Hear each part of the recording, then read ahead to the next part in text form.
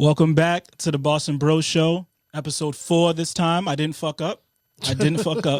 You know what I mean? It's episode 4. I'm Check. I'm Jeremy. And this is Alec back here. Y'all can't see him, but we can. He's the one managing all the boards, making sure that we are on time, making sure that everything is running smoothly. It's been a week. You know, it's been a week since our last show. We really want to, of course, keep it really? 7 days a week?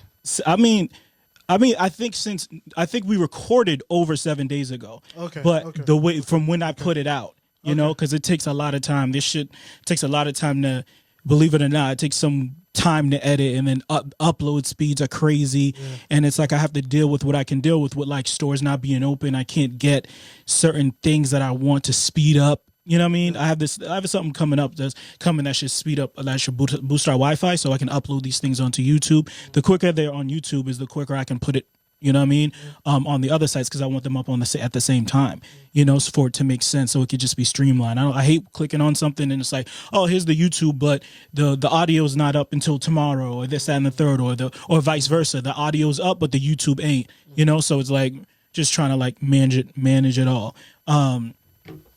But yeah, we're back. Episode 4. Yeah, like it's been quite a week in the news with a lot of things going on. A lot of things that aren't comfortable, to be honest. You know, I feel like we had a little break with this kind of news. Not too uncomfortable. Yeah. I mean, I feel like we had a break with this. It depends on how you see it. Yeah. Yeah. It depends on who you are. Shit.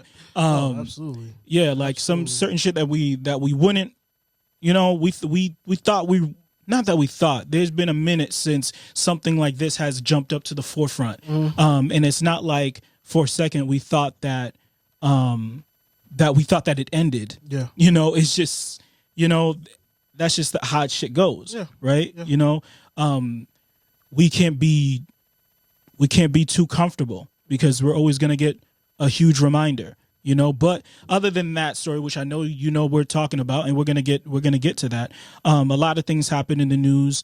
On the home front, you know what I mean? Well, on the global front, we got fucking murder hornets running around that we got to worry about now. Not only do we have to worry about fucking corona. Some random infestation of some random bees. So I thought we killed all the bees already. Yeah, that's what that's global warming was about? I guess it was the murder hornets that killed the bees.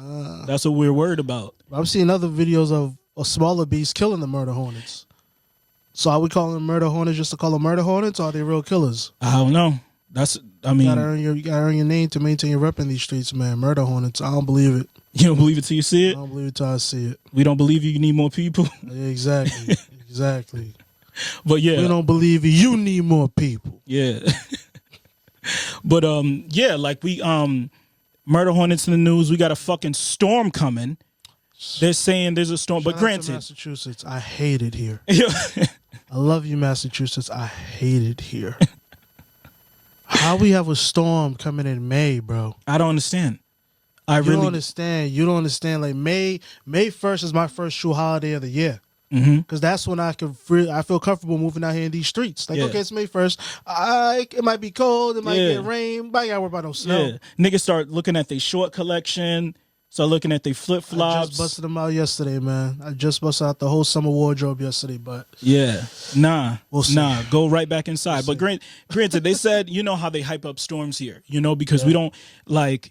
They're saying that it's a historic storm. It's probably historic because it's going to snow in May. It's not like it's going to be some wild inches. It's probably going to snow overnight, and by the time we wake up, it just looks wet outside. We'll see. You know? But, we'll see. Like I said, I don't want to put it past anything. 2020 has been a wild fucking year. Like, once we think we out the woods. Remember, it was nice in February. Yeah. It was nice as fuck in February. I remember around Valentine's Day and stuff like that. I was like, yo...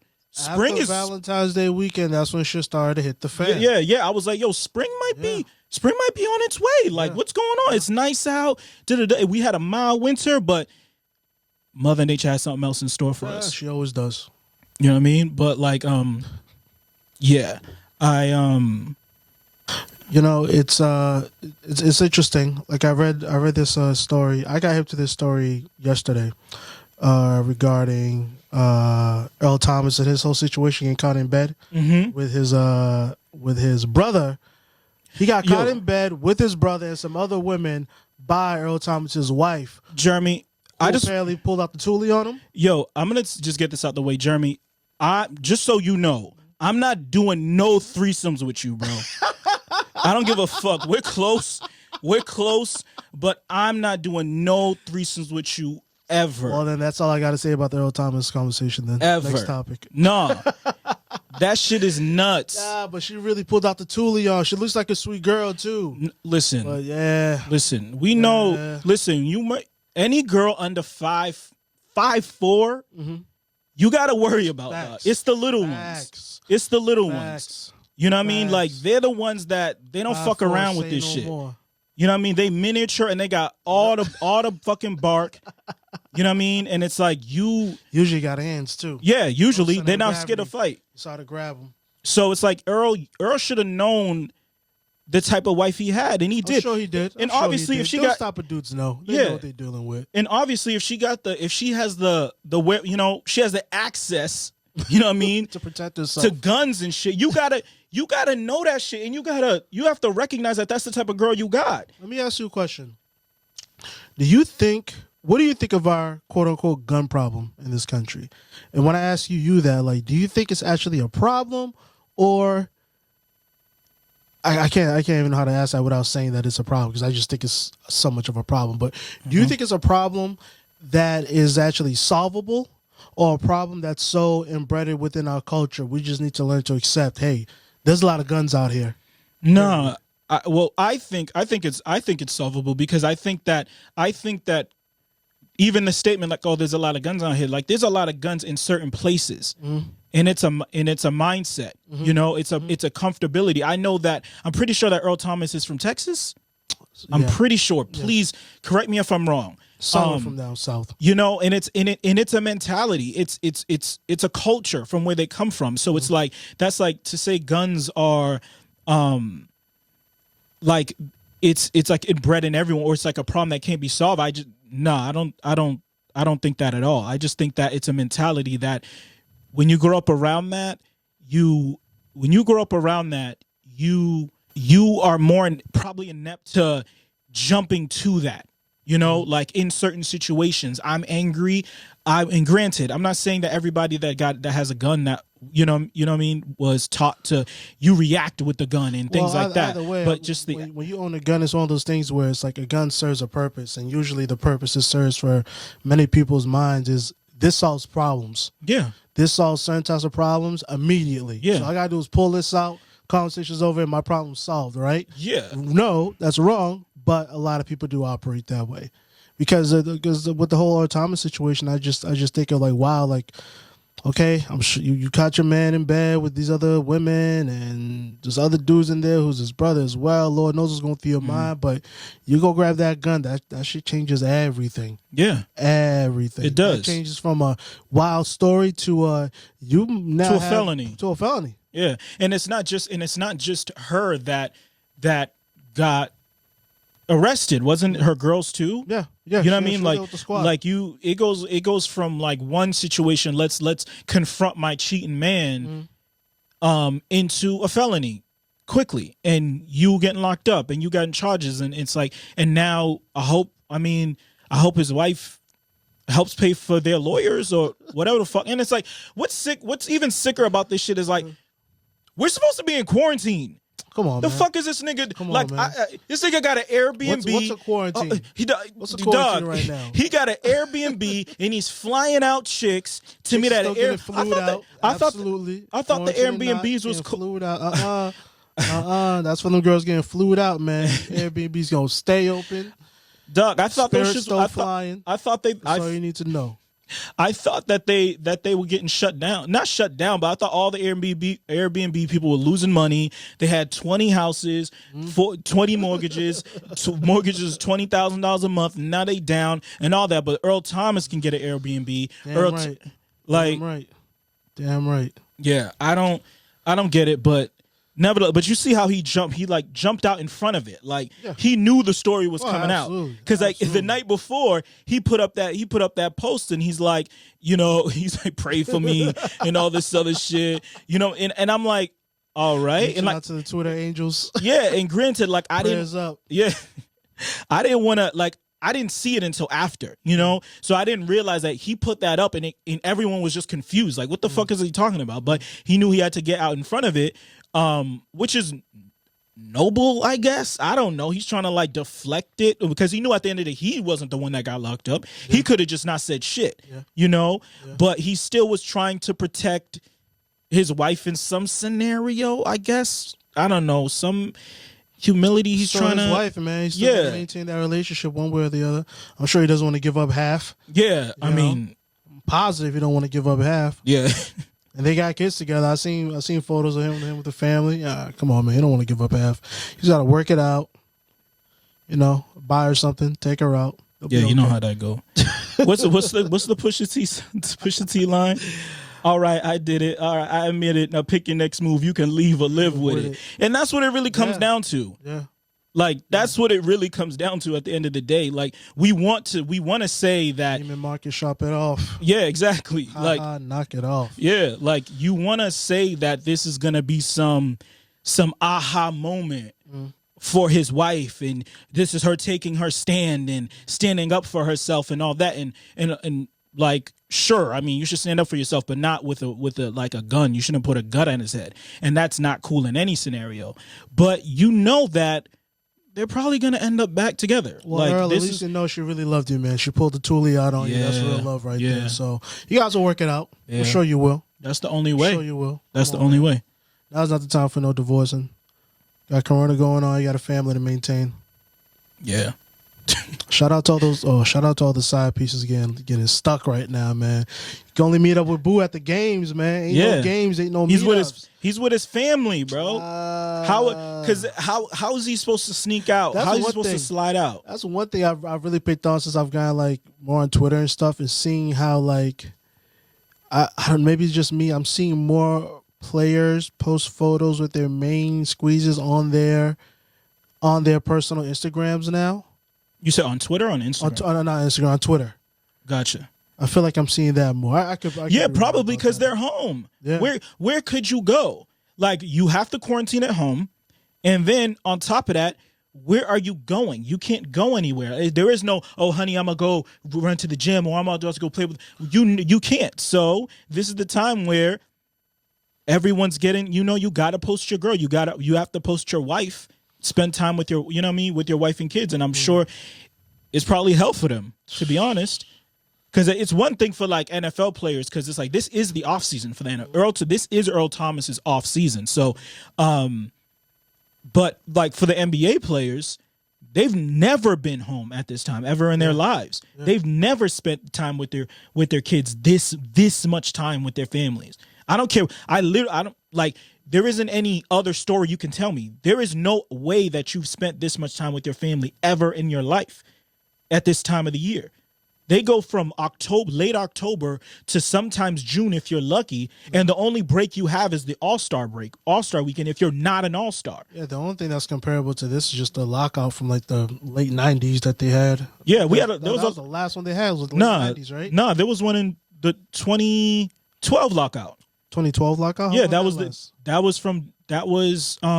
season started on Christmas Day. That was the first year LeBron won the championship. Yes, but that was his second year with them, though. Second year with them, yeah. That was like 2012. How many games were missed in that year? The season started on Christmas Day, so I would say about like 20 games or that's so. Another reason why I don't count one of LeBron's rings. But that's why. Oh my God, Jesus Christ! But anyway, we're gonna talk about LeBron later too. But well, go ahead. No, I was just gonna say like with I don't know. I'm just so interested by the social distancing that's taking place and people in certain states that are all like scaling it back, while some are talking about we should be scaling it up, and what's going to be good for one player is going to be different for another. I mean, Earl Thomas, he's got to get ready for the season. He needs to start working out, and he plays for the Ravens. Plays for the Ravens now. Yeah, he used to play for the Seahawks, right? Yep. Yeah, he's like, I wonder if Baltimore's opening up in terms of their social distancing. Like Maryland, I don't think so. Yeah, I don't think so. I think that I mean most of the East Coast states. Please correct me if I'm wrong. Is kind of all on the same page. Yeah. You know, it's getting more extended and more extended. But it's like Massachusetts, Rhode Island. Yeah, I mean, the OTAs and stuff will be soon for NFL players. But granted, it's only been 2 months. Yeah. Technically, since the season been over, you know what I mean. The Ravens season was over a little earlier, but about a week, about 3 weeks or so. But like there's OTAs, but like that's only the real like workouts that he's gonna have to be doing. It isn't until late July that they really have to like show up. You know, so it's like this is in the middle of they would be vacationing at this time. Yeah. You know, and they can't. So. Now they're home with their children and their wives, and this is what happens. And I'm sure there's been other scenarios like this too, but it hasn't resulted in, you know, she pulling the fucking yammer out on niggas and putting it to their head, and now she's locked up and, you know, and all this other shit. Straight out of Goodfellas. Yeah. Straight out of Goodfellas. Straight up.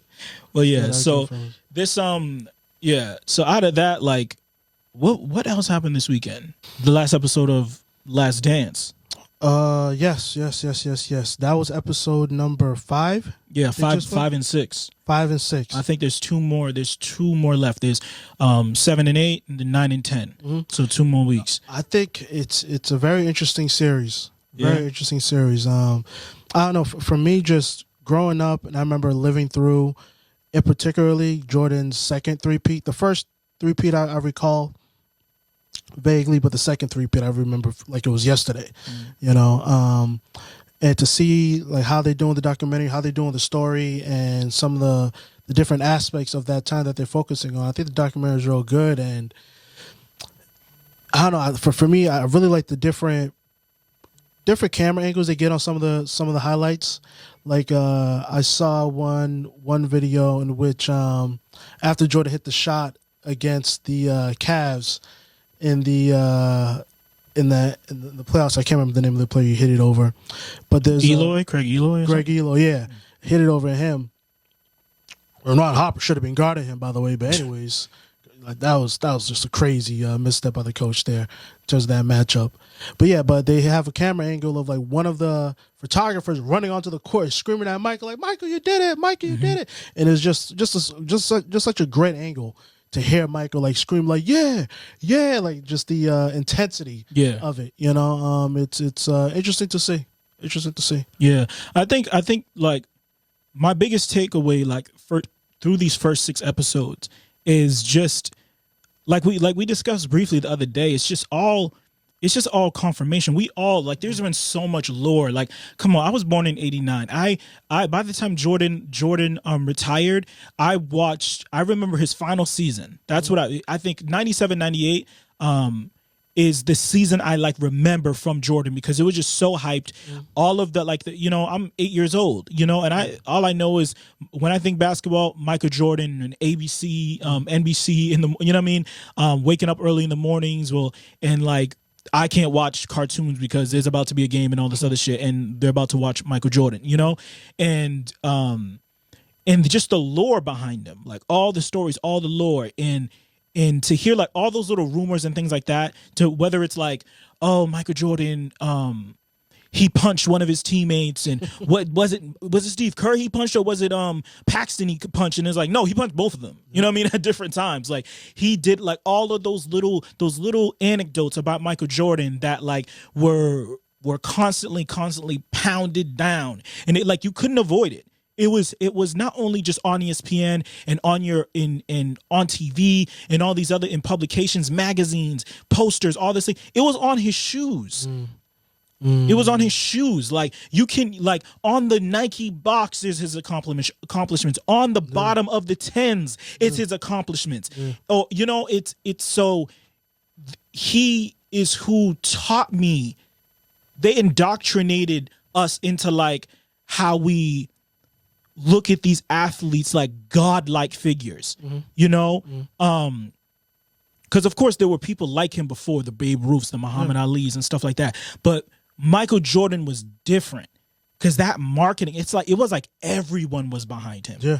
Yeah. You know? And everybody was. Yeah, everyone was behind it because everyone was eating somehow off of Michael Jordan, whether it was his teammates, the Bulls organization, the NBA, David Stern, his friends and family, Nike, Gatorade, Hanes, all these places that were freaking Warner Brothers with Space Jam. Everybody was eating off of Michael Jordan. And so in the one thing above anything that I was left with was that he was like this godlike figure, because the one thing they really don't show you much is actually him talking. That was the last thing you got from documentary. Yeah. Well, what'd you say? In the documentary, the last thing you get is him talking. No, I mean his career. I'm talking about his career. Oh, okay. You know what I mean? Yeah. And the documentary actually shows him talking. Yes. Yeah. About these things, showing him talking about these scenarios. Of course, there was Michael Jordan interviews. Of course, there were things you can dig and find. But I'm talking from someone that didn't grow up with him. This is like the mindset, the viewpoint of like just baseline pop culture. Yeah.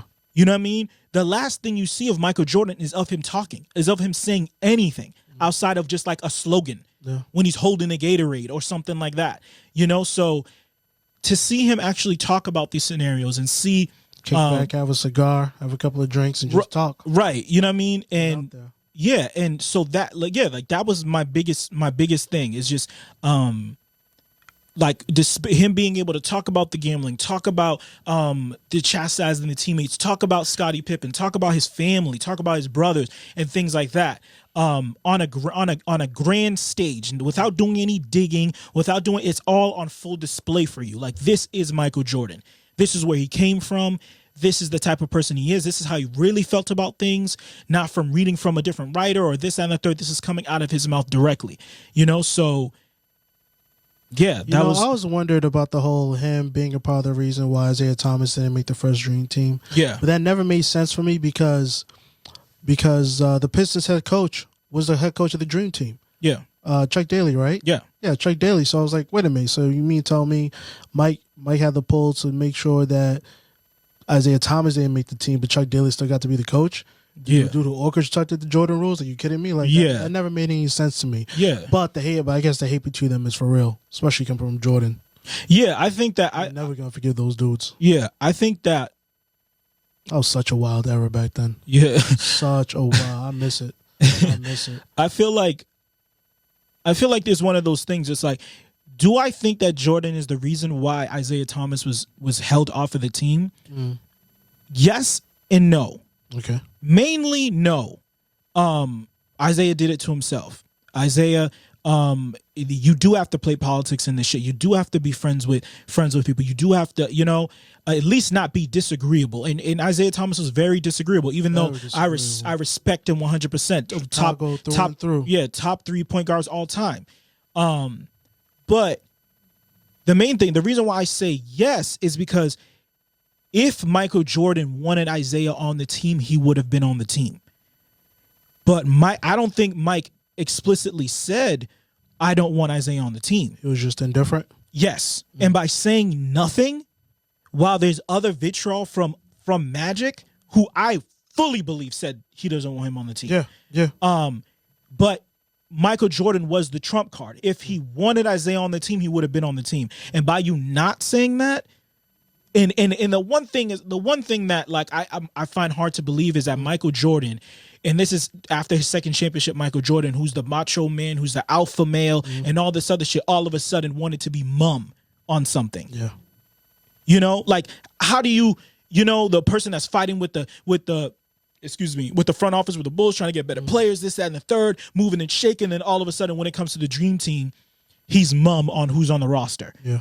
No, exactly. It's hard for me to believe, but I feel that I don't think that he explicitly said, I do not want Isaiah on the team, but I know he felt the energy, and he knew it was one of those situations where I'm not going to save him.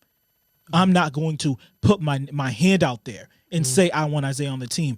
If it happens, it happens, but I'm not going to. And it didn't. And I'm sure, and I feel like he was happy about it. Oh, absolutely. Because in every not be happy about it. They really try to fuck you up, like for real, for real. I mean, this is back when dudes would say, "No, we're going out here to hurt you. Yeah, we're going out there to hurt you. It isn't. We hope to knock you out of the game, something like that. No, they're really going out there to hurt you, end your night, possibly end your season. Yeah, I'm talking about '80s basketball. Yeah, '80s basketball. Them niggas was Beautiful playing time. in Converse, man. Like, I don't want to fight That's why nobody they're so that's angry. playing in Converse. Like, you see, and you saw, like, in the last episode when Mike, granted, he was wearing like a smaller, in his last, in 98, when he went back to play the Knicks, he wore a pair of the ones, the Jordan ones, because he thought it was going to be last game at Madison Square. And at the end of it, he was like, my feet were bleeding by halftime, And granted, they said that also he was playing in a size smaller. I want to, just so I did put a disclaimer, he said it was like a half size smaller than what he wore now. He was wearing a size that he had used to wear in them, which I guess he thought was going to work, but it didn't work. But granted, though, have you ever fucking played... have you ever played basketball in a pair of ones? Oh, it's ridiculous. Are you fucking insane? Ridiculous. No. Fuck no. You know what I mean? But, it's like... First off, playing basketball in your NBA, in your Jordan basketball sneakers is actually sacrilegious to begin with. So I don't know. Yeah, in 2020, if you playing in anything past before the 11s, maybe, because I see people playing in the 11s now. You know what I mean? Because that I feel like is where not two hot ones for anyone I see out there shooting around in their 9s. That's all I'm saying. Yeah, I mean them shits is fucking heavy as fuck. That's crazy. Those are bricks, straight up bricks. Crazy. Those are boots. Like, I even look at them like those look like boots. Like, how are those basketball sneakers? But nevertheless, we got outside of speaking of NBA, like I heard like some of the practice facilities are beginning to open up. Yep. Some of the current practice facilities are starting to open up in states that have rolled back some of the COVID-19 stay-at-home orders. Yeah. Mm-hmm. So it's like. So I really don't know what that means. But all in all, I'm happy that that the players are going to be able to start practicing again, because I know that some players legit do not have basketball hoops at their house. Yeah. And I know a lot of people, and we discussed it in the podcast before, but y'all didn't get to see it. But there's players that, like I said, don't have basketball hoops in their homes, and you wonder why they don't. They're like, how come you don't have access to a basketball hoop? Well, not everyone lives in like a house. Yeah. A lot of these players live in apartments in the cities that they work in, or the places that are close to the practice facility. They if you live in an apartment, where are you about to shoot basketball at? Where are you gonna find a basketball hoop at? And all the parks are closed. What are you supposed to just buy one and put it in the fucking parking lot? And even then, is it regulation? Is it 10 foot? Like, what are you doing? So that's what I'm happy about. But overall, like, are the players safe? No, they're not. Like, what? Nah, they're not safe, man. Like, I don't care what protocol I hope everyone just understands we are just in the midst of what they're calling a pandemic. That on one hand they're telling us we should be absolutely terrified of and keep our asses at home. On the other hand, they're telling us, well, it's time to get back to work and get back to business. Yeah. In those certain states. So what we're going to see is we're just going to see what happens when these professional athletes go out there, start playing their sports, and just see what happens. We'll see them roll out playing initially with no fans in the stadium. And I'm sure as time goes on, they'll start letting fans into certain sections and to watch and stuff like that. Yeah. Before we get back ripping and roaring to full stadiums again. Yeah. And when do you think that'll happen? Whatever happens. I'm expecting at the latest, the Super Bowl will be a full capacity. Gotcha. And whatever's happening with the NFLs was happening with the rest of the leagues. We already know that. Yeah. And the NFL is going to stay the course and say, fuck that. At the very least, we're getting our Super Bowl money. Yeah. Worst comes to worst, maybe they'll move locations if they have to. But whatever the Super Bowl schedule for this year, it's going to be there at capacity. Gotcha. Yeah, so with these practice facilities opening back up for the players now, that's eventually going to turn around to other places in general society opening back up, like gyms and because honestly, stuff like that. Yeah, like when The one thing that, like, when I read that, when Trump had said, like, he was working with, like, the sports leagues and shit like that on a plan to open up, and then people were like, why is he working with the sports leagues and stuff like that? I'm like, okay, I'm not about to fucking defend Donald Trump in any fucking way, shape, or form. But still your president. Yeah. Still cash that $1,200, didn't you? Yo, I don't know what you're talking Didn't about. you? I don't know what you're talking. That shit's still sitting. Whatever. Whatever. So, like, people don't understand. It's like when the sports leagues open back up and people see on TV these big groupings of people together again, and things are okay and things aren't, until they're not okay. Yeah, right. Yeah, but I mean, like, in a real sense. I mean in a sense of, like, what they're thinking in their mind. Yeah, you know, return to normalcy. Just right. Visually, exactly, to see that big of a group of people together again, and when they see that, that's when people are gonna start feeling comfortable again. And there isn't anything that, like, people can say. I mean, concerts and stuff like that, but concerts, they're gonna follow the sports. They're gonna follow the sport. Like people, like, the Celtics put on 82 concerts a year. You know what I mean? Your best artist goes on a 30 city tour, and that's a huge tour. They're putting on 82 shows a night if they're not in the playoffs. Like, this is a consistent every other day thing. You know, so if there's any company that's going to make sure that's going to follow all the protocols necessary, well, you'd hope they would.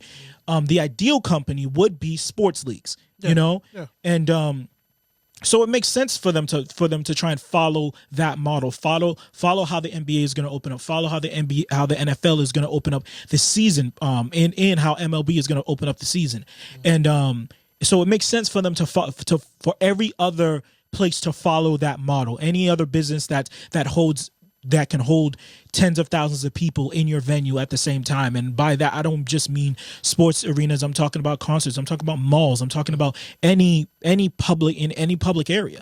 So it makes sense. But I don't see us returning to normalcy. Like, when we get back, people are going to still be wearing masks, even if they have a vaccine.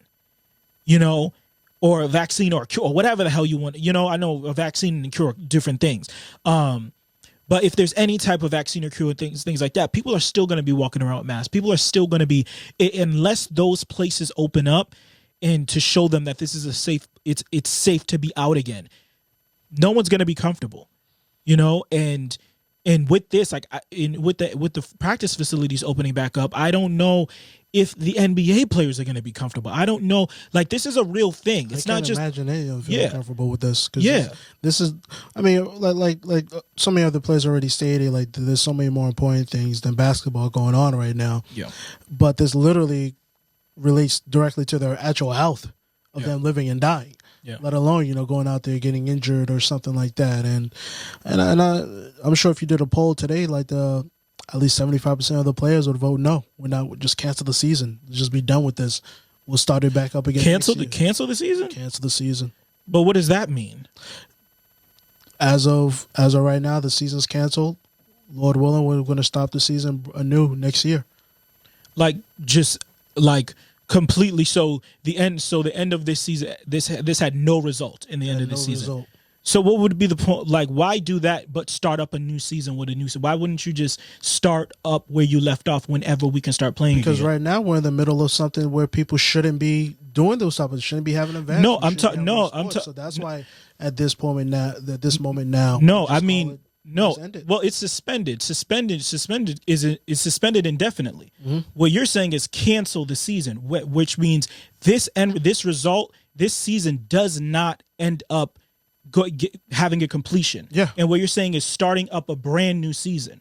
Not right now. No, that's the difference between suspended and canceled. That's what I'm trying to clear up. Like, are you saying they eradicate the season? I'm saying as of right now, the season's no longer suspended. The season's over. We're going to start a new NBA season next year when we're scheduled originally to start a new season anyways. That's what I was just saying. So we eradicate this season, the standings, and we start a brand new season. When the next season, but why wouldn't they to start? Right, but if not a brand new season right now. No, I'm not talking about right now. I'm talking about it's May. You're saying we cancel this season. Yeah. This season's done. The 2019-2020 season is done and over.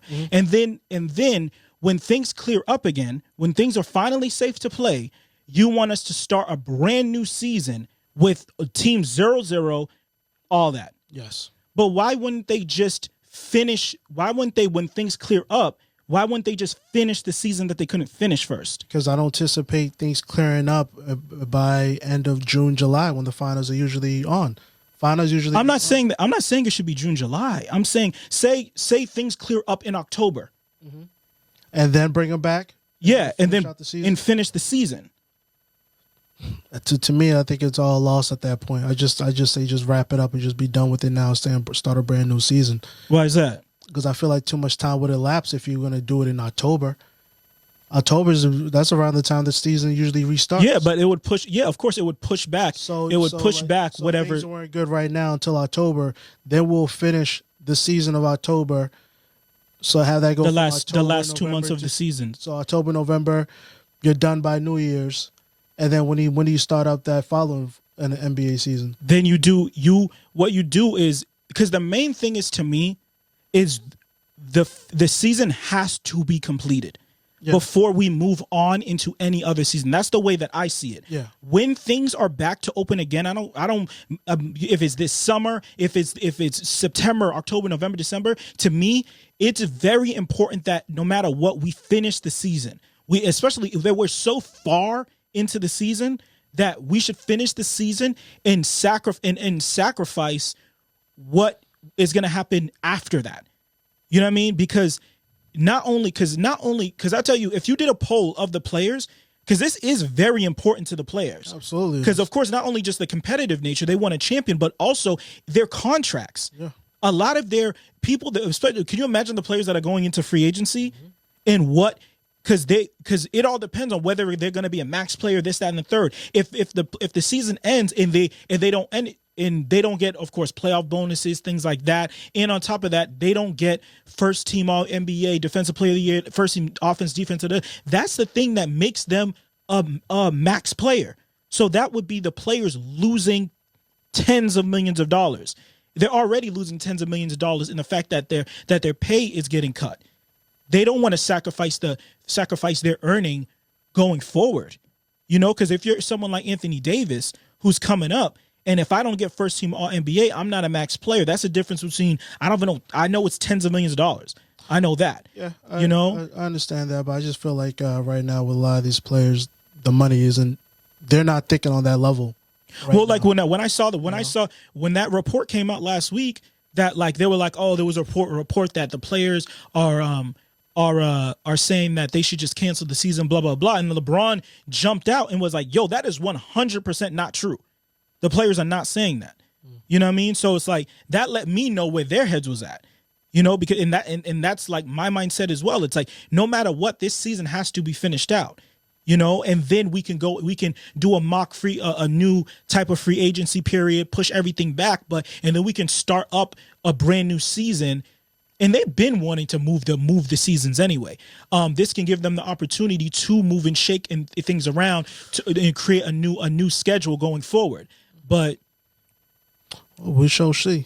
Yeah, we shall see. I just find that this whole situation just interesting. Just from the perspective of people's priorities, and sports definitely should be a priority because we need not just the entertainment part. We actually just need to see what's happening when people start getting together in large groups again. Yeah, you know, we have to see what it's like, whether we want to or not. You know, I mean, hey, there's 49 other states in this United States of America. We all got to go along to get along. So if all these states gonna be out here marching in the streets saying we want to hit the beach, we want to go to our ball games, we want to go to our strip clubs, then you have to start opening the states back up. So all this is just interesting to see. Yeah, because we're all prayers up for those players, because I would be shocked if you don't see instances of dudes testing positive then having to sit out 2 weeks. Yeah, it's gonna become like the new 2-week injury. Oh, he tested positive for this, so he's on quarantine for 2 weeks. And I guess back out here. Yeah, I guess David Stern said that he when they resume play, they're not going to test players anymore unless they start showing symptoms. And it's not because of Not David Stern. What's the? Adam Silver. Adam Silver. Yeah, he said that because it's really to save face. Yeah. Because people saw that all of the NBA players were getting these tests quick. Why were they able to get these tests, but we have such a huge problem with people getting tested in this country? Oh, because they have money. Yeah. And that's what it always comes down to. And that was a bad look for them, you know? But yeah, man, people I know. Because I feel the same way too. I want things to get back to normal. I don't want this shit to go on forever. I want to go outside. I want to be able to walk in parks, go this, that, and the third. I want to go back to a Celtics game. But I have no problem keeping the bigger picture in mind. Yeah. Yeah. And there's people, and granted, I know I come from a place of privilege. I know that I can say let's continue to chill out for a while, because I'm not hurting the way way other people could be hurting right now. Mm-hmm. People are going to lose their businesses. People are going to lose everything if they haven't already, so I understand the push for people to want to get back to work. I understand that and I respect that. What I don't respect are these motherfuckers that out here sitting in the parks in New York and shit. And you got fucking cops out here fucking going out handing out masks on the west side while you see these people are not social distancing. They went to the parks and they didn't even have masks on or any of that shit. And the cops are out here handing them masks on some fucking happy-go-lucky shit, while on the other side of New York, protecting and serving the community like police officers always do. Yeah, and while on the other fucking side of New York, they're out there whipping people's asses and arresting them. And I wonder, and I promise you already know the type of people that they're handing the masks out to versus the people that they're fucking locking up and putting their fucking knees on the back of their necks, right? Like, it's fucking insane. It's insane. Like, I'm not surprised, but these scenarios will always they'll always bring that shit out of this country. Yeah. No matter where you are, no matter what scenario, anytime they're going to show any type of a stress test. Yeah. You see how they treat people, how certain people get treated under that stress test. Is that simple. Yeah. We saw it with 9/11 and how people who seem to be from a certain descent were treated. We see it now with this whole COVID-19 We saw it with Katrina. Definitely saw it with Katrina. We saw it with the storm that hit Puerto Rico. Yeah. That was, to me, that was always that was the first test that people should really look at. Look at how this president treated, I'm going to call it Puerto Rico state, even though legally it's not, but let's just call it a state for the sake of argument. Right. See how he treated people of a fellow state. My man really flew down there to throw them paper towels. Yep. And for photo ops. Yep. Yep. That was your first tasting of how he was going to handle this situation. So for us to find ourselves in this situation now, I'm not surprised by any of his behavior, and I'm not surprised by the results that we have right now. These are scary and very, very, very confusing times. Yeah. And those are two states you never want to have a mass of human beings confused and afraid. Yeah. Because that's when they start doing wild shit. Yeah. Wild shit like fucking RIP to homie, that security guard, security guard at that Family Dollar who was murdered. Because if y'all don't know about it, there was a security guard. I can't remember what the state it was. I'm sorry. What the state was, but it was a United States. It was a United States, yeah, and it was one of those states that were a little too fucking lenient on opening up early, and the security guard stopped this woman from entering the Family Dollar because she didn't have a mask, and that was the order of the state. Like, you had to wear a mask to go into these places.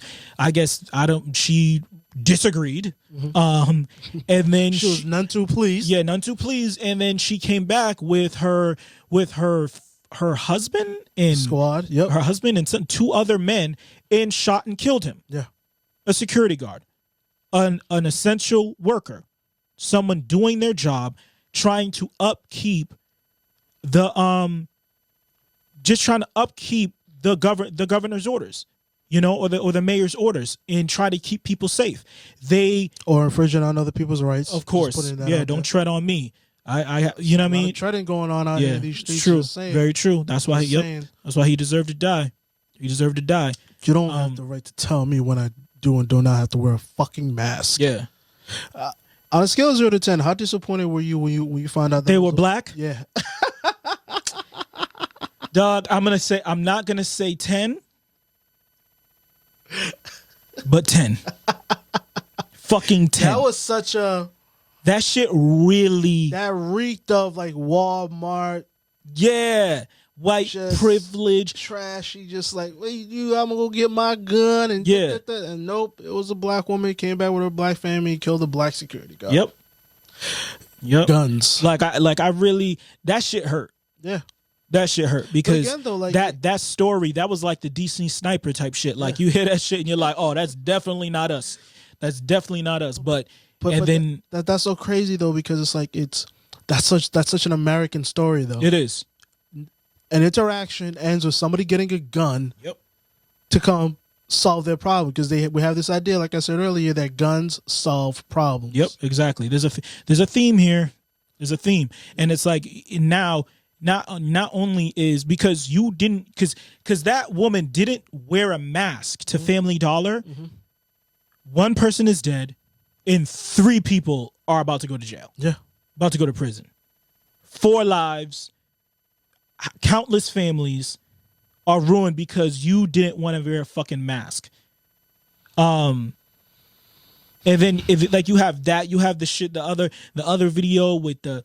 I think it happened in another store where somebody got spit on, or you know what I mean, they spit on, like someone got spit on or some shit like that for trying to like hold up like someone that didn't have a mask in there. There was another was another, the shooting in Oklahoma City. Was it Oklahoma, Alec? Yeah, Oklahoma, where a woman walked into a McDonald's. Their dining room was closed. This is another place where they had those, all the dining rooms are closed, and the worker working at McDonald's told her, "Yo, the dining room is closed. You can't eat in here." She left, came back with a gun, and shot up the McDonald's. One of the workers got directly hit, and I guess 2 of them just got shrapnel. And all 3 of them should be okay. Thank God for that. But that's just another scenario of just like. People just like they can't hear no. They can't. I'm gonna leave. I'm gonna get my other gun. Yeah, like I'll be right back. Like people can't say no, and everybody got. Seems to me that the trigger figure is really starting to itch on a lot of people, man. Yeah, you got people who are cooped up. People, and again, gun violence is nothing new. No, it's just that for me, it's seeing how gun violence can still be taking place during a time like this. Yeah, like people are still out here with their tools like that. People are still. I mean, even out here in Boston, I've heard at least 3 separate shootings as of March 1st. Yep, right in Boston. 2 of them were little girls. Yep. So the gun violence is still real out there. People, okay, I just gotta have a mask on. You say nothing about leaving my gun at home. Yeah. And it's America, man. Yeah, we got a problem, man. We got a huge problem, and it's like we got like people just going out here gung ho, and it's like it's perfect time to like to bring up the Ahmaud Abery story. Another senseless act of gun violence. Gun violence. It made perfect sense to me, Chuck. He was jogging. Yeah. He was caught. How dare he? How dare he be out here jogging? He was caught looking through a vacant house that was in the process of being built, and this is all in broad daylight. By the way. Boy, that's when people like to break into people's homes, right? In broad daylight. How fucking dare you? In their jogging shorts, and he was jogging. This young man, unbeknownst to him, is being profiled by another individual in the community, who ultimately ends up shooting Mr. Abrams. And killing him with a shotgun. Abery. You guys can go online and watch the video yourself. I've watched it too many times to count already. My biggest takeaway from this, is like it's never safe, period, for anybody. However, depending on who you are, whether you're a black man or a white woman, you are more keen to areas of space where you yourself are gotta be more pay close attention to. It's not safe for me here in particularly. Yeah. You know, Everywhere. you know, and Is there a place that doesn't apply for us? You know, I can't think of a place that doesn't apply for us, but for those particular places, for those other people, it's like, have you ever really said to yourself, yeah, going out and taking a jog, I'm risking my life? Yeah. Like, do people do they really understand that? Like, and by people, I mean people that are non-black, right?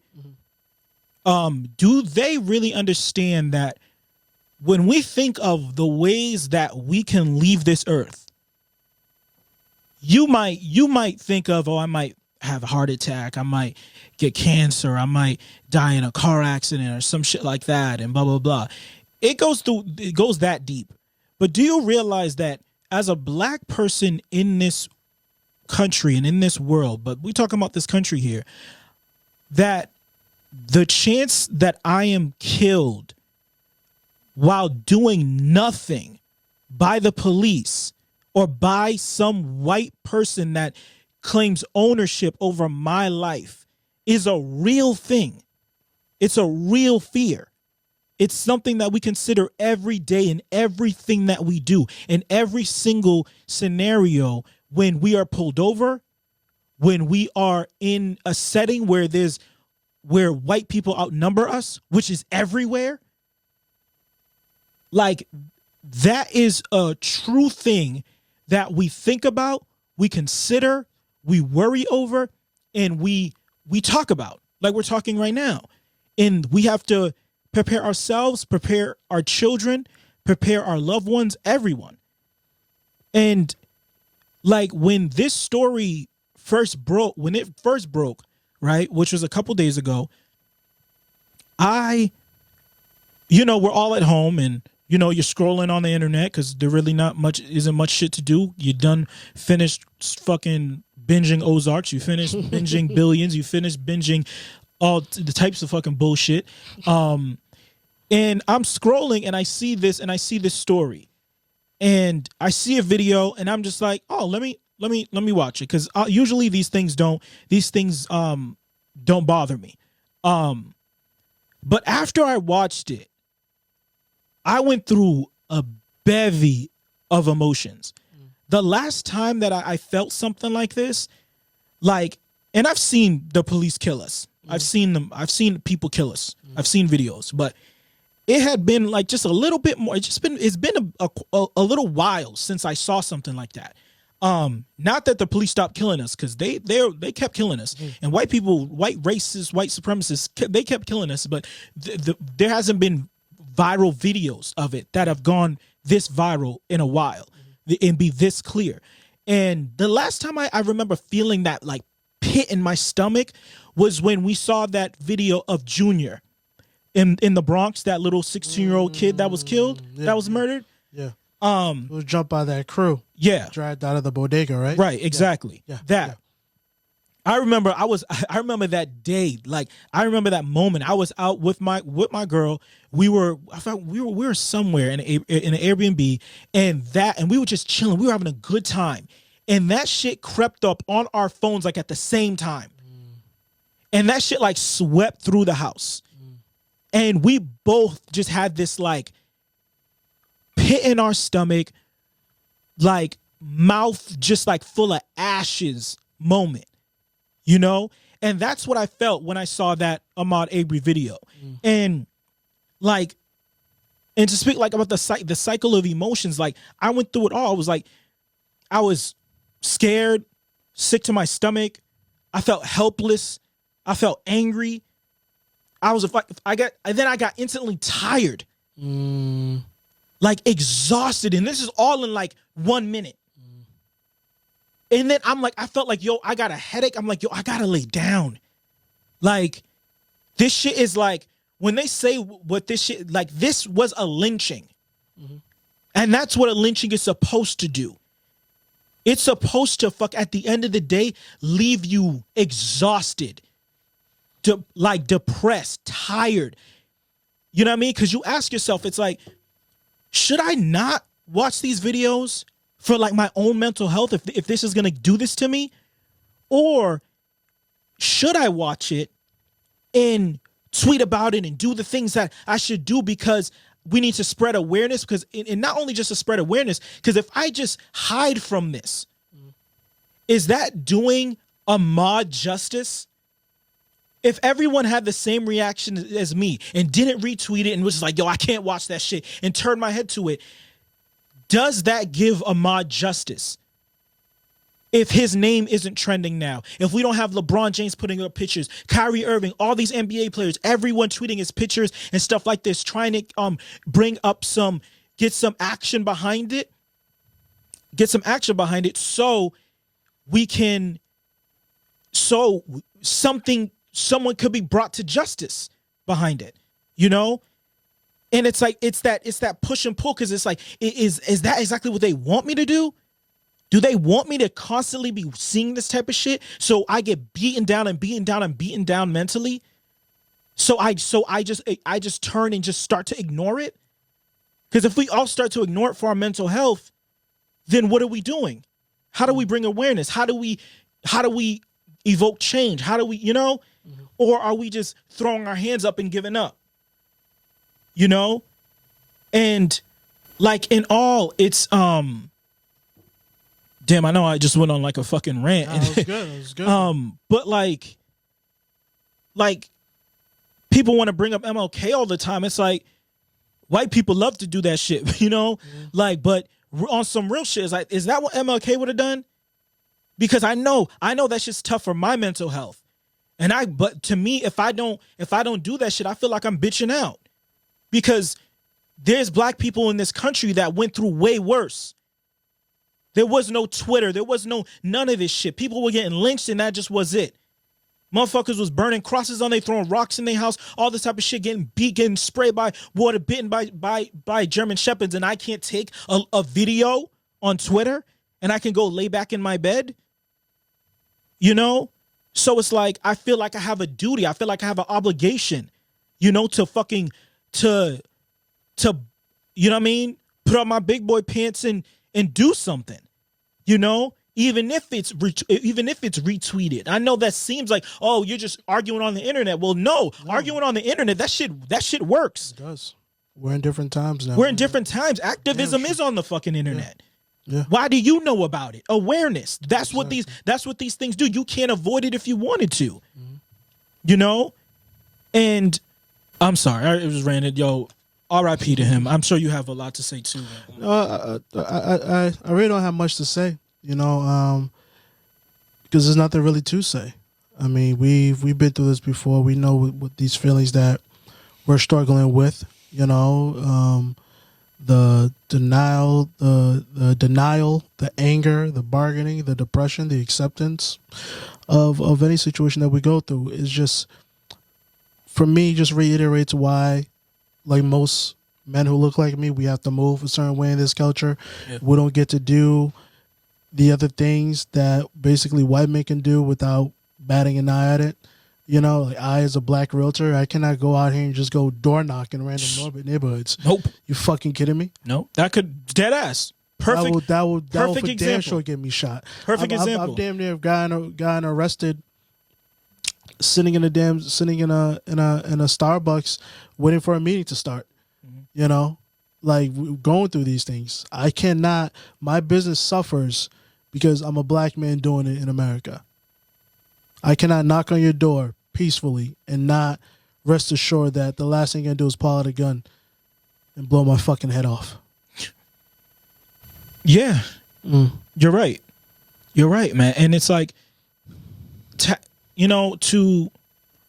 for those asking, because something came out last year, right? And it's interesting. Everything comes full circle, right? Actually, let me just finish up actually what I was saying about like when I watched it, and the other thing that really fucking bothered me about it was the fact that it happened, right? That whole scenario happened with me seeing the video, and you see, like, the feeling that I got was the feeling that everyone got, obviously, as we can see, right? Because you see how these things are birthed on the internet. I saw that video like 5 minutes after the shit came out. So you get to see how things moved on the internet. And one of the main things that you feel was in retweeting it, in talking about it, in all this other shit, right? It's a call to action, right? It's a huge call to action. Everyone's energized. Everyone is like, let's go. Because you think in your mind, because this is the internet age, you think in your mind that this just happened. You think that somebody just caught this on video and put it on the internet, which happens a lot. But the shit that's the most sickening about this whole scenario is the fact that when you do just a little research, you find out that this shit happened in February. Yeah.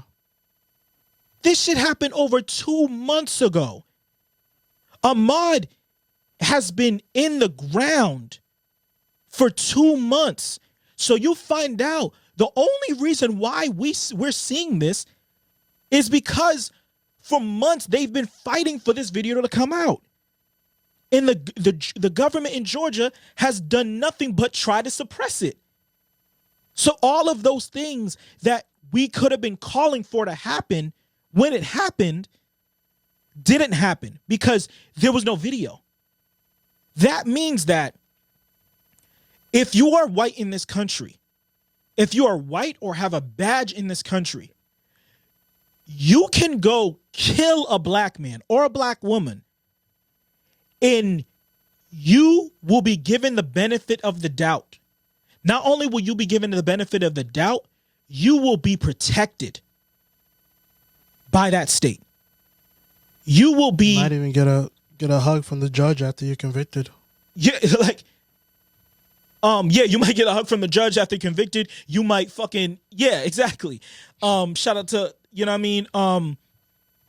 The cop in Dallas. Like, you can be painted as the victim. You could be protected. They'll put the dead black man or black woman on trial. Or black child. Or black child on trial. Shout out to Tamir Rice, R.I.P. In of course, Trayvon Martin. They'll put you in Mike Brown. Oh God, there's so many fucking names. They'll put them on trial before they put you on trial. They'll work everything they can do to protect you in this scenario. And that is that's the sickest part of this shit, man, is because Ahmaud wasn't the first person that's been killed by somebody in the month, probably not that day, by the police or some motherfucker walking around thinking he's the police, right? But, and these names come out, but we don't hear about them as much anymore because there isn't video. That's the only damning evidence. They could probably be eyewitnesses, that. Nothing will come out. But if there's a video, that's when things get moving. You know what's the question that jumped out in my mind from the moment I saw the video, and it keeps repeating. You have the man who shot him, who's a retired sheriff, a retired law enforcement individual, right, out of Georgia, and his son. I have no idea of his son's background in terms of law enforcement, right? My question is this: are they out there moving with that same type of energy if they don't have guns in the house? No. I mean, are they that brave? Are they that tough? Nope. That they're gonna hop in their truck, do it unarmed and go confront somebody? Mm-hmm. There's two of you guys. There's one of him. Yeah. Why do you need the guns? Yeah. When Ahmaud confronted him, you think he wasn't trying to fight Ahmaud? No, he was just trying to shoot him. That's the only thing he was trying to do.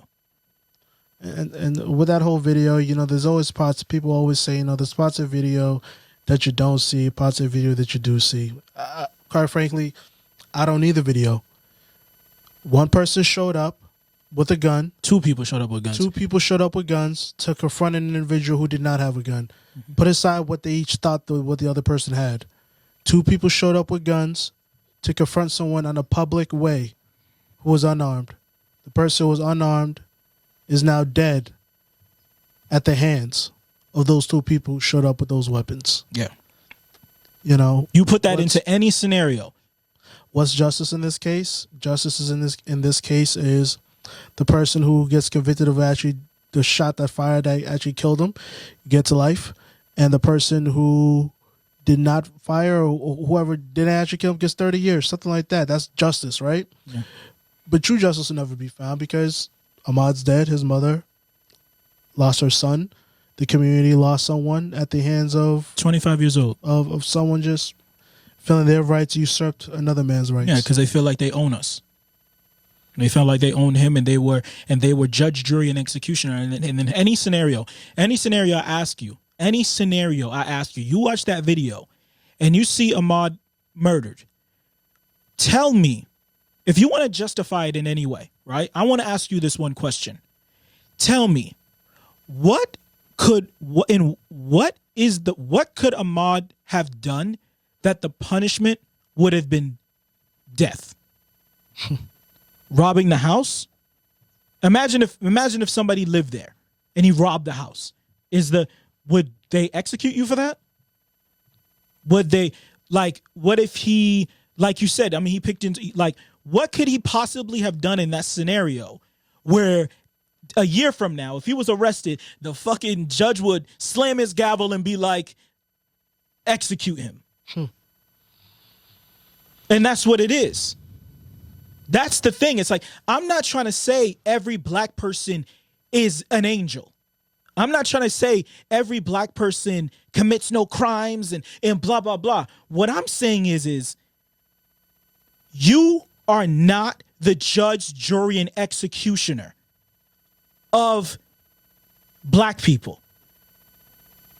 Mike Brown died because he allegedly fucking stole some cigarillos from a convenience store. Death penalty. Trayvon Martin died because he was walking where he shouldn't be walking. Death penalty. Tamir Rice died because he was carrying a fucking a fake gun. Death penalty. John Connor died because he was carrying a gun in Walmart that they sold, that he got off the shelf in Walmart. Death penalty. You know, it's and to just answer your question though, and that's the reality of the situation that we live in. You know, we live in a time, in a mindset in which people truly feel that they have the right to your life. Yeah. And to do with it as they please. Whether you're a black man going for a jog, or a woman, or a woman walking down the street. Yeah. They feel like they have the right to your body. For women, you have men out there that think they have a right to your body, your time, your attention. And you put the multiplier on that. Imagine you're a black woman. Mm-hmm. Not only you're black, you're a woman as well. Yeah. You have no sovereignty over yourself in this fucking country. And lastly, just to put a button on this shit, right? Because I can fucking go on and on, right? And I know we don't want to continue talking about this shit, but just to honor Ahmaud, right? This is what I was going to bring up. That's relevant to this whole fucking sports podcast. This is supposed to be a sports podcast. So there was a story, right, on ESPN, a puff piece, right, about a minor league pitcher who had his wife, his son, which was like a year old, and his mother-in-law were murdered. Right? If anyone knows about this, you might not know about that story, but you'll know it if I tell you this. Do you remember seeing last year this story of that naked kid running around that they caught on video running around and the police were trying to arrest him? Yeah. Were trying to contain him. Yeah. And then he fought off the police officer, running near a cemetery, then ran near a cemetery and started choking out the groundskeeper, and then all this other shit, right? That was the kid that murdered this minor league pitcher's family. Now the kid was his brother-in-law. Okay. He was 19 years old, right? Okay. He murdered his mom, his sister, and his baby nephew, right? And then started running around naked. And the reason why I bring this up, right, is in this scenario, this is obviously a kid that has lost his mind, and he needs a lot of help. In this video, and I'm sure you can find it if you do your own research, the cops did everything in their power not to shoot this kid. He was a murderer. He attacked a police officer. Still actively trying to murder. And then tried to choke out the groundskeeper. And they did everything in their power not to pull out their guns and shoot him. At one point, the police officer was running away from the kid. Gun right on his hip. And this is what we mean. When you got the complexion for the protection, you can murder your mother, shout out Paul Mooney, your sister, and an infant. And the police still will value your life.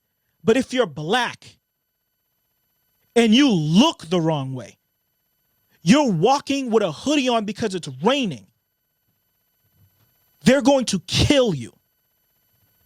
And that's all. And I carried that. And I remember posting that video because I needed everyone to see that shit.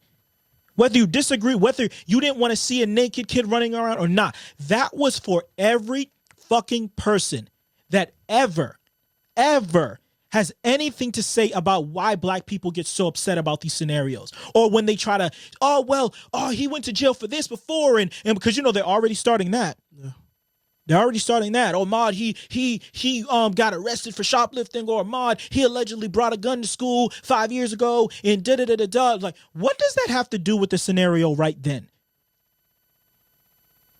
Because when someone's white and they show up to a state house with M16s and all this other shit, it's all fucking sunflowers and rainbows and de-escalation. So what you trying to say? You trying to go to Africa or what? Fuck them niggas too. Africa. What they got for me? Nigga, we dealing with junior racism over here. Them niggas is no. Oh man. But yeah, that was my go back to where it all started. Yeah. And then you got you got these motherfuckers like, and shout out, like I said, shout out to Braun for posting that shit. Because Ahmaud needed that and Ahmaud's family needed that. Mm-hmm. And then you got a little fat ass, rotund ass, bitch ass Jason Whitlock. Fucking. Take you're not a fan of his work? Yep. What's so funny? Well, it's not funny at all. I've always viewed Jason Whitlock a certain kind of way. A fucking coon. And all he's ever done is prove himself right in the way he's conducted himself. And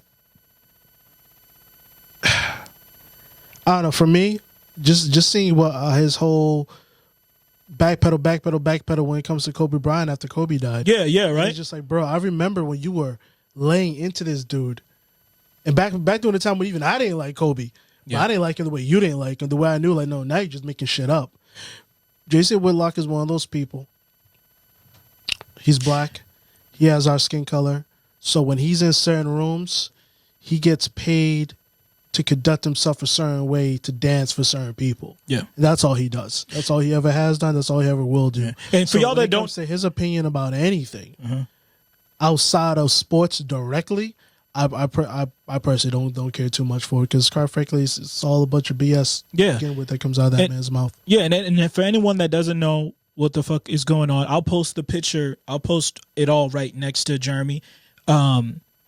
So you'll see what he said about the post, about LeBron James' post and things like that. And you pretty much said that he's pretty much just saying that he's the only reason why LeBron is promoting this shit is just using it for clout, and we know that LeBron James has been socially active forever, and not only has LeBron James been in the spotlight, LeBron James has made no misconceptions about his stance on these certain scenarios.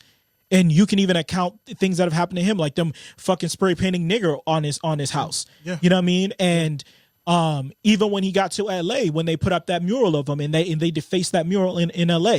And of course people thought that that the defacing of that mural more was like a homage to Kobe fans and shit like that, hating LeBron. But who knows what the fuck that meant? That shit could have meant something way more sinister. It could have, but I'm still blaming the Kobe fans. Yeah, I'm still blaming the Kobe fans too. But it's just like at that time, it's like, Doc, I'm not ruling out any reason. But it's so anything. funny though. That's how both those things are so related though, right? Here you have LeBron James, a professional athlete who does what? He gets paid to keep his body in tip-top shape. What are some of the things he might like to do to keep his body in tip-top shape? Go outside for a run. He's also a man who's had his property. What was it, nigger? That was that was spray painted up against his house. Some type of defamatory racial term, spray painted on his own private property. Okay, when that happens, Jason Whitlock says, "Same thing. You're just doing this for clout. You're doing this for more fame." Okay, that's ridiculous. And then he tweets something out related to this young man dying here while doing what? Jogging, doing something LeBron James, I'm sure, does himself. But LeBron better get tighten up security. Yeah, LeBron's gonna be fine. He just gotta buy some more security guards. He has nothing to worry about. It's like he's a black man in America. Yeah. No. Come on, he's fine. He's rich. He's got money. Jason's right. He needs to shut up and dribble. Yo, this fat motherfucker, man. And no disrespect to fat. I just want to call him something. This fucking. No, you know what I mean? Somebody like Jason Whitlock, I'm telling you something right now. A man like that, he's not a happy guy. No, not a happy guy. Because at the end, he's the absolute and I don't even want to give I know I'm just annoyed and it's like I don't even want to give this motherfucker airtime because at the end of the day he's a fucking troll. That's the way that he get because at the end of the day it's the engagement because he's not losing any followers. The people that hate Jason Whitlock already hate Jason Whitlock. Yeah.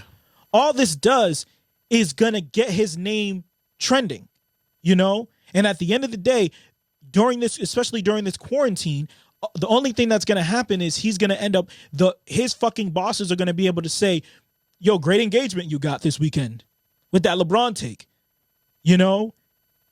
Job well done. Get everybody riled up.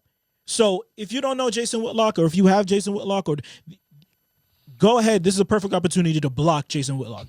Do not give that motherfucker. Don't come after his brand, man. Not his brand. Not his brand. Fuck that nigga and his fake ass hairline, like his fucking toupee. You came after the weight, the hair. Yeah, his writing, his fucking trollness. Fuck him, because he's Yeah, I don't have no more words for this man, dog. Is that it? Is there anything else? Done. Is there anything else we have to fucking go over? Try to be kinder to people, I guess. Do your best. Yeah, I know it's hard. Continue. Lord knows I know it's hard. Yeah, continue to stay inside. Please, practice social distancing. And if you live in a state that your fucking governor's a piece of shit, just remember it and try and vote that motherfucker out. And how about we all think twice the next time before we pick up our next gun? Yeah. Just saying. How about that? Unless the revolution comes. Then pick them all up. Pick them up. All right, yo, that's episode 4, yo. Thank you.